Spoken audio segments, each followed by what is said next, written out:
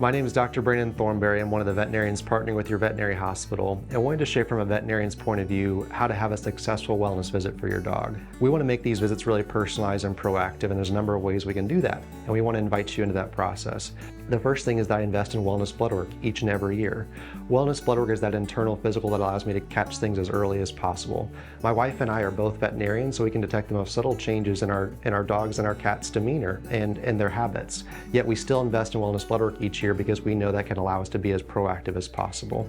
The next thing that we want to make sure we cover is we want to make sure the next 12 months are completely protected against parasites for your pet. We also recognize that these parasites are a real threat, but there's also the real human factor of remembering to give prevention each and every month and make sure there's no gaps in that armor. We're humans too. I want you to ask your veterinary team if we've ever missed a dose, because likely we have.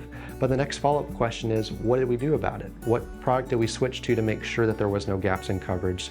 Ask us about what tools we have to make sure that your pet has the next 12 months completely protected. So lumps and bumps I think are easy, especially happening in multiple places on a pet, to start to assume, right? We get into that rhythm of they're soft, they're freely movable, they're non-painful, they've been there for a long time. Do we watch them or what do we do about them? And my rule is called the 1-2-3 rule. So if a lump is bigger than 1 centimeter or P, we should take a needle sample of it so we can put a name to what that lump is rather than assuming what is going on. The next part of that 1-2-3 rule is if it's been doubling in size since you first noticed it, we should take a needle sample of it. Let's put a name to what's going on rather than assuming what it is. The last part is the 3, right? So if it's been present longer than 3 months, let's put a name to it. Let's make sure that we know that it's benign and not assuming that it's something that we could have taken care of when it was small. So that's my 1-2-3 rule on when to aspirate or take a needle sample of lumps, and make sure you bring it to your veterinarian's attention if you notice any lumps on your pet, because we do lean on you to be constantly combing and petting your pet. We can catch a lot of these lumps on our physical, but we definitely lean into you to let us know where they are, how long they've been present. The last thing that we want to touch on is how to be proactive about your pet's smile.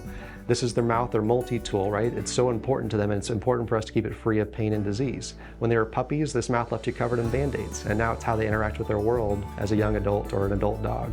So when we're approaching our pet's dental health and oral health, their smile, we want to take a really proactive and personalized approach. We want to intervene at those really early stages when tartar is just starting on these really active teeth in the mouth. When you lift up your pet's mouth, you can see in those back chewing teeth a really big kind of 4th premolar and 1st molar. That's usually where tartar starts. That's caked on bacteria. You can't brush that off. We have to scale that off professionally.